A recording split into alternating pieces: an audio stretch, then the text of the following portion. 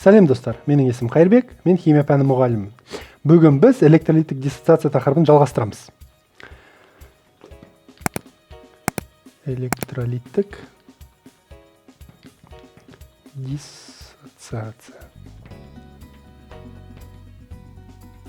Өткен тақырыпта біз электролиттер және бейэлектролиттер ұғымдарын қарастырған болатынбыз. Мысал жазатын болсақ, біз күкірт қышқылын электролит деп қарастырдық. Не себепті электролит? Себебі сулы ерітіндіде су қосқан кезде бұл иондарға ыдырайды.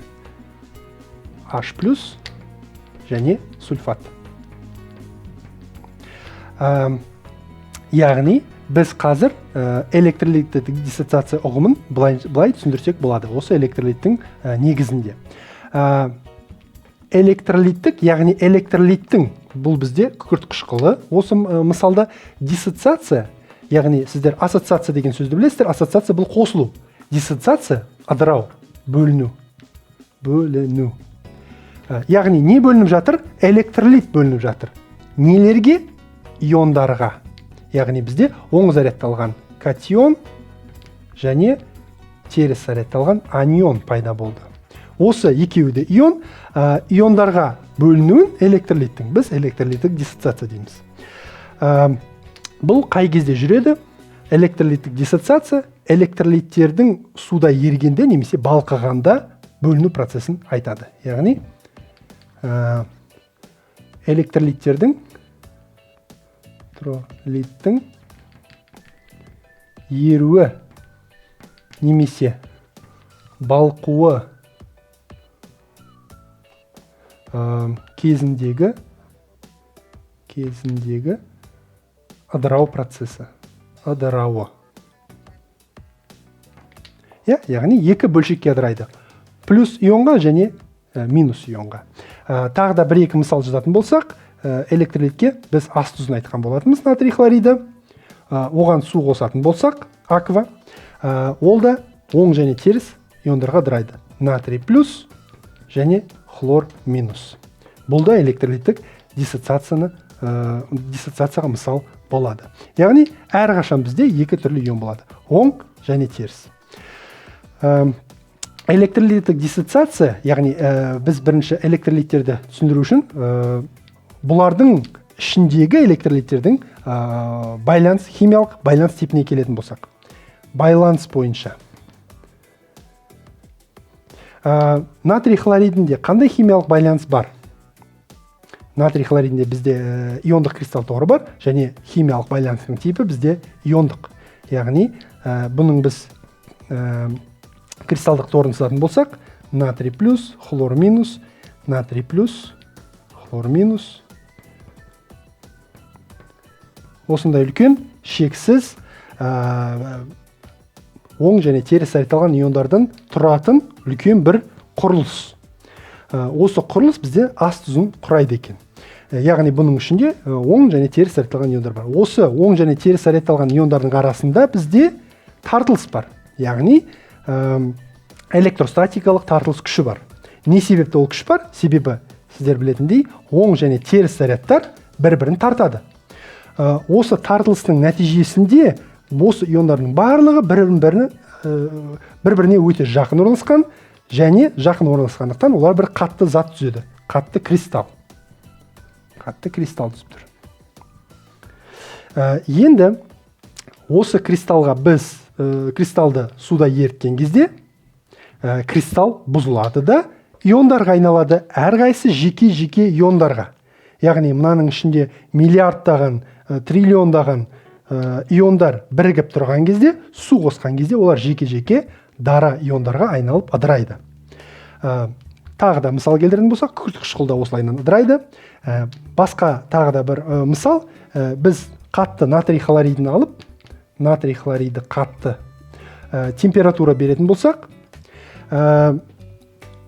температура нәтижесінде натрий хлориді балқиды. Яғни натрий хлориді сұйыққа айналады. Сұйық натрий хлоридінің кезінде де ол иондар күйінде кездеседі. Яғни натрий плюс және хлор минус. Мына жағдайда бұл сулы ерітінді. Яғни суда ерітілген сулы. Мына жағдайда бұндағы натрий плюс хлор минус, бұлар сулы ерітінді емес, жай ғана сұйық. Яғни тұздың сұйық күйдегі фазасы.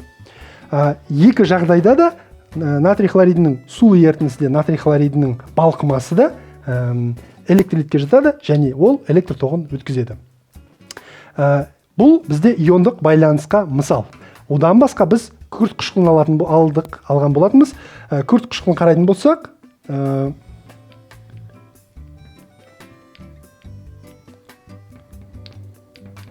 мынау күрт қышқылының құрылысы. Бұндағы бізде ион H+ ионы, міне. H+ ионы неден пайда болды? Мына жердегі оттек пен сутектің арасындағы байланыстың үзілуінен. Бұл байланыс қандай байланыс? Бұл ковалентті полюсті байланыс. Ковалентті полюсті байланыстың үзілуі нәтижесінде бізде күкірт қышқылы екіге ыдырайды, яғни диссоциацияға ұшырайды. Екіге ыдырап, ол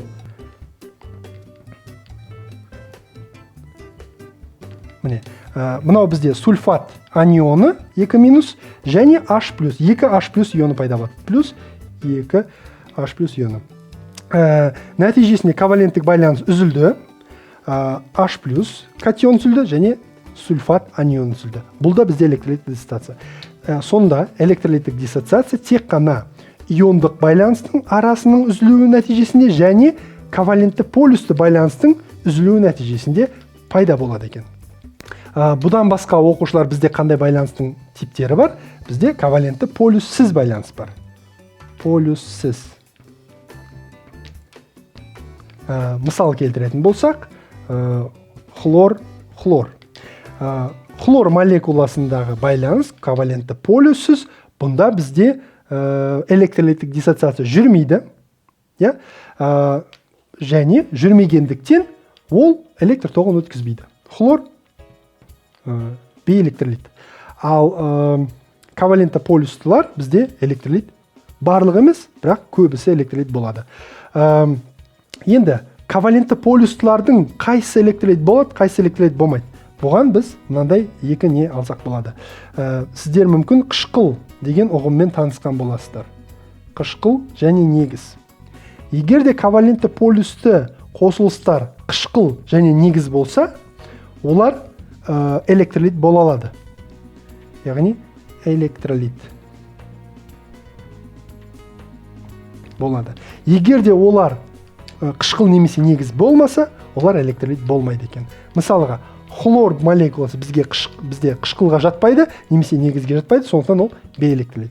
Егер де суды алатын болсақ, су бізде қышқылға жата ма? Су қышқыл емес, сондықтан ол бейэлектролит. Ал егер де біз суда бір тұздарды ерітетін болсақ, ондағы тұздың иондық байланысы ыдырап, ол оң және теріс иондарға ыдырап, бұл жерде су емес, сол тұздың иондары түзуі нәтижесінде электролит түзеді екен.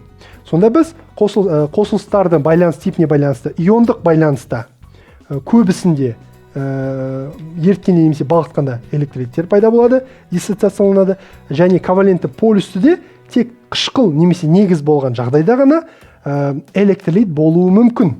Барлық жағдай емес, болуы мүмкін. Ал ковалентті полюссіз немесе қышқыл немесе негіз болмаса, онда электролит болмайды. Ол бейэлектролитке жатады. Сонда бейэлектролит дегеніміз бұл сулы ерітіндіде немесе балқымада электр тоғын өткізбейтін қосылыстар. Тағы бірнеше мысал келтіретін болсақ, сіздер глюкозаны білесіздер. Глюкоза, май, спирт және сірке қышқылы. Сірке қышқылы. Бұлардың барлығы бізде органикалық қосылыстарға жатады. Сіздер әзірге органикалық қосылыстарды өткен жоқсыздар. Бірақ жалпы біз күнделікті тұрмыста глюкоза, май, спирт және сірке қышқылмен күнделікті кездесеміз. Бұлардың барлығы органикалық қосылыстар. Енді бұл органикалық қосылыстардың ішінде бізде иондық емес, ковалентті байланыстар бар. Алайда бұлардың кейбіреулері электролит, кейбіреулері бейэлектролит. Оны қалай білеміз? Біз айтқан боларымыз, қышқыл немесе негіз болмаса, ол бізде бейэлектролит деп. Сонда бұл төртеуінің қайсысы қышқыл бізде? глюкоза ма, май ма, спирт па, немесе сірке қышқылы ма? Атауынан біз сірке қышқылының қышқыл екенін білеміз. Сірке қышқылы сонда электролит. Спирт бізге спирт қышқылға жата ма? Жатпайды. Сондықтан ол бейэлектролит. Май бейэлектролит, глюкоза бейэлектролит. Сонда қышқылдар немесе негіздер болса, біз оларды ковалентті полюсті байланысы бар болса, біз оларды электролитке жатқызамыз. Ал қышқылға жатпайтын болса, негізге жатпайтын болса, біз оларды бейэлектролит деп атайды екенбіз. Сонымен оқушылар, бүгін біз электролиттік диссоциацияны қарастырдық. Бұл бізде заттардың балқу немесе еруі кезіндегі иондарға ыдырау процесі, яғни ыдырау, екіге бөлінуі. Екіге бөлінген кезде бізде оң және теріс зарядталған иондар пайда болады. Оны біз катион және анион деп атаймыз. Және байланыс типіне келетін болсақ, иондық және ковалентті полюсті қосылыстарда бізде электролиттік диссоциация жүруі мүмкін. Полюссіз болатын болса, электролиттік диссоциация жүрмейді. Металдық байланыста да электролиттік диссоциация жүрмейді. Алайда ол жерде электр тоғы өтеді. Және бірнеше мысалдарды келтіре тұра, біз су, мысалға спирт, май, тағы да басқа, егер де бұлардың барлығында ковалентті полюсті болатын болса, біз оның қышқыл немесе негіз екенін анықтауымыз керек. Қышқыл немесе негіз болса, ол электролит болуы мүмкін. Егер де олай болмаса, олардың барлығы бейэлектролитке жатады. Сонымен бүгінгі оқушылар тақырыбымыз аяқталды. Сұрақтарыңыз болса, видеоның астына жазыңыздар. Мен міндетті түрде жауап беремін. Сау болыңыздар.